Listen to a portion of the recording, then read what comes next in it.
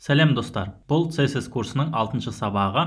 Бүгінгі сабақ қиын сабақтардың бірі, бірақ түсініп кетсеңіздер бұл өте оп-оңай. Сондықтан да мұқият қарап, қажет болса пауза басып қарап отырсаңыздар да болады. Бірінші қарайтын нәрсеміз бұл разработчик көмекшісі. Одан кейін дисплей түрлерін көрсетемін. Padding, border, margin. Оларды да қарастырып кетеміз.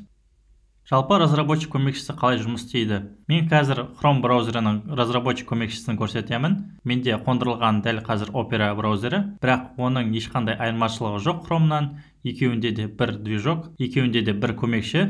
Міне оң жағын басам, Inspect Element менде ағылшынша жазылып тұр. Сіздерде ол просмотр кода деп тұру керек, я болмаса инспектировать элемент деген болу керек. Бастым. Бізде арнайы міне осындай инструмент пайда болады. Бұның басқа да шақыратын жолдары бар. Ол үшін мен қазір Google-дың официальный сайтынан ашып көрсетейін. Chrome DevTools деп айтылады. Міне мында Open DevTools деген тұр. Сол жерде түсіндіріп кеткен. Бізде міне Mac болса, егер Command Option S-ны басады, ал Windows Linux-тарда Ctrl Shift S дегенді басады. Қазір мен көрейін. Жауып тастайын. Command Option S. Міне бастым, шықты. Ал егер де Windows болса, Ctrl Option S басасыңдар. Бұл құрал фронтенд разработчиктерге өте пайдалы. Бұнда біз кодтарды көре аламыз, қалай орналасқандарын көруге болады. Міне мен мышканы апарған кезде H1-дің биіктігін көрсетіп тұр, және оның маржинін көрсетіп тұр сарымен, және қай жерде орналасқанын көрсетіп тұр. Ал оң жағында CSS-тар көрсетеді. Мысалға мен қазір H1-ді бассам, H1-ге қатысты CSS-тарды көрсетіп тұр. Text transform lowercase. Міне тіпте қандай файлда да тұрғанын көрсетеді. style.css 26-шы жолда деп. Енді дисплей түрлерін көрсетіп кетейін. Жалпы көп ең таралатын дисплей түрі ол блок түрі. Міне қазір H1-де қарасақ, ода дисплей блок деп тұр. Одан кейін мысалға мен па абзацын көрсетсем, міне па абзацын көрсетейін. Онда да дисплей блок деп тұр. Олардың барлығы блок болып саналады. Ал жолдық дисплей inline деп айтылады. Мен алдыңғы сабақтарда айтып кеттім. Міне span дегенді ашып қараңыз.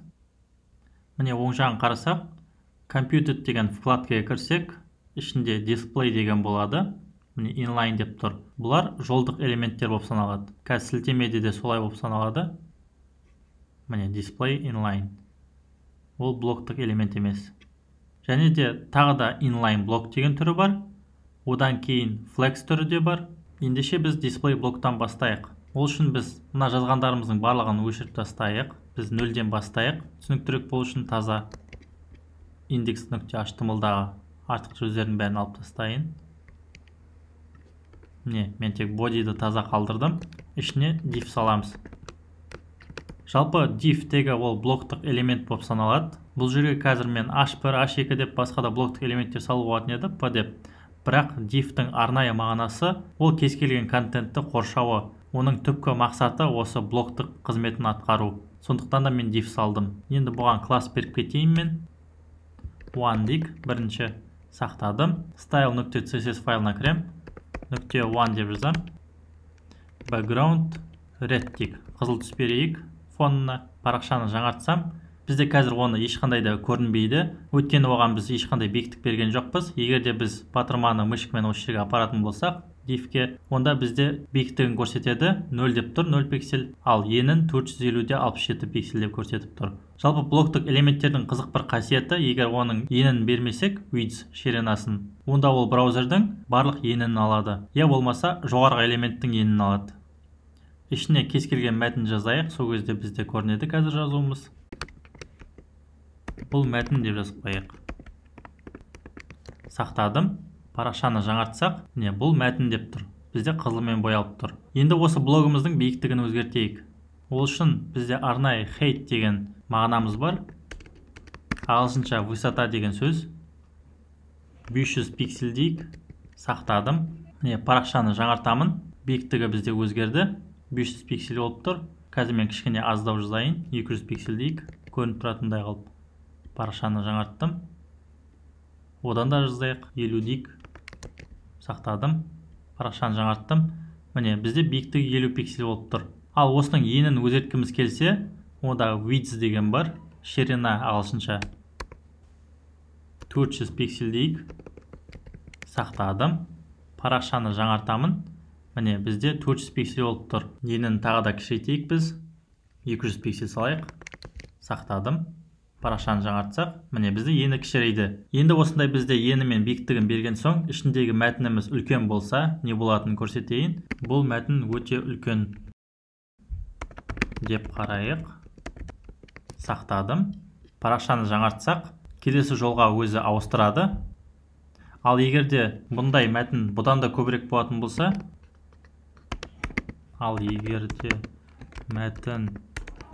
бұдан да көбірек болатын болса, сақтап қойдым. Парақшаны жаңартамын. Ол міне асып кетті. Блоктан сыймай қалды. Бірақ та бізде қазір дифтің биіктігін қарайтын болса, ол 200 пиксель күйінде қалады. Ал браузеріміз сыймаған соң ол мәтінді асырып жіберді.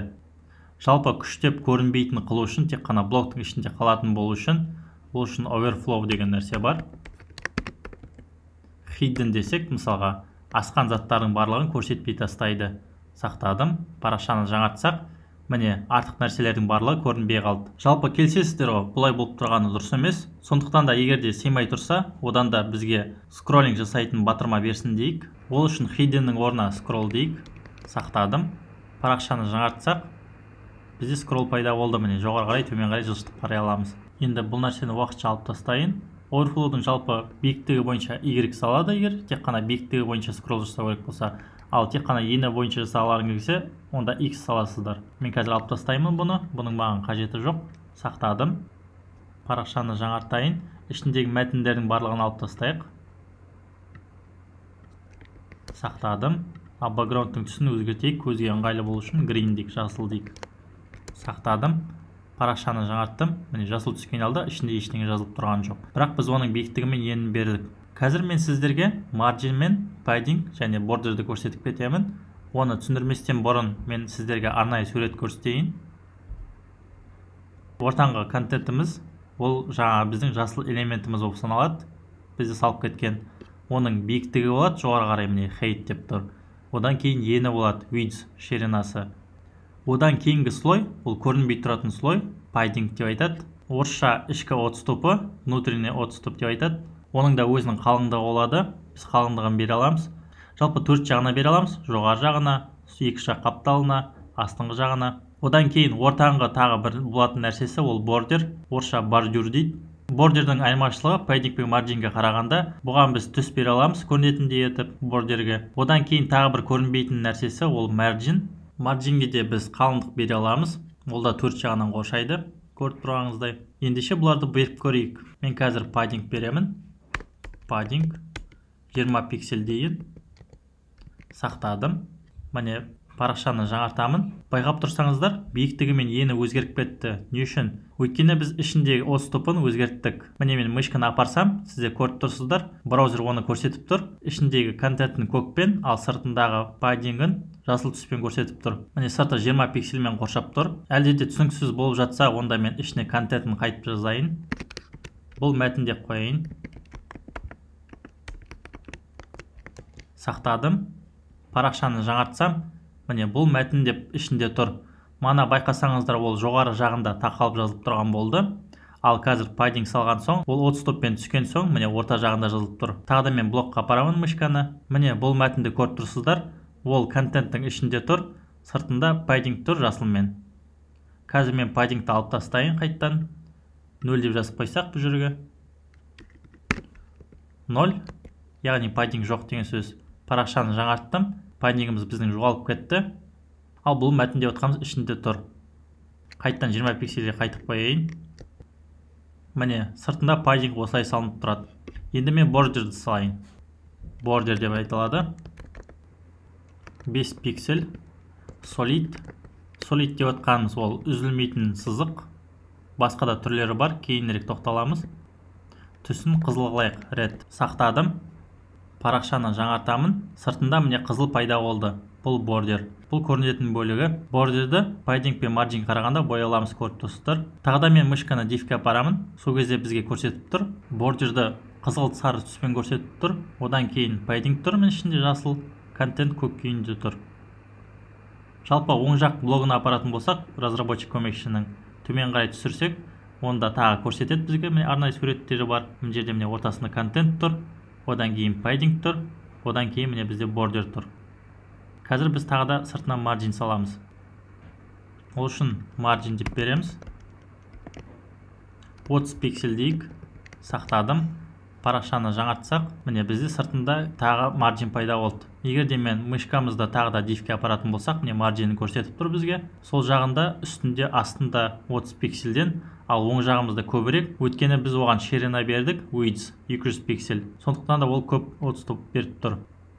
Қазір біз width'ді алып тастайтын болсақ, сақтадым. Парақшаны жаңартсам, міне енді осы жолы барлық шеттерінен 30 пиксельден тұр. Міне разработчик көмекшісінің оң жағына қарай баратын болсақ, бізде сурет салынып тұр, ортасында контент тұр, одан кейін padding тұр, содан соң border тұр, одан кейін margin тұр. Бұны дұрыс түсіну үшін тағы да бір элемент салайық біз, div блогын. Div класс беріп кетейік бірден, to дейік екінші. Жауып тастаймын. Ішіне екінші блок деп жазып қояйық. Сақтадым. CSS'те өзгертейік. To дейміз. Бұған да background берейік. Түсін сарғылайық. Yellow. Биіктігін берейік. 70 пиксель дейін. Padding аздау берейін кішкене. 10 пиксель дейік. Border берейін. 7 пиксель дейік. Бұған енді қараңыз dotted деген берейін. Ол үзілген түрі. Green дейік, түсін жасыл қылып. Одан кейін бұғанда margin берейік.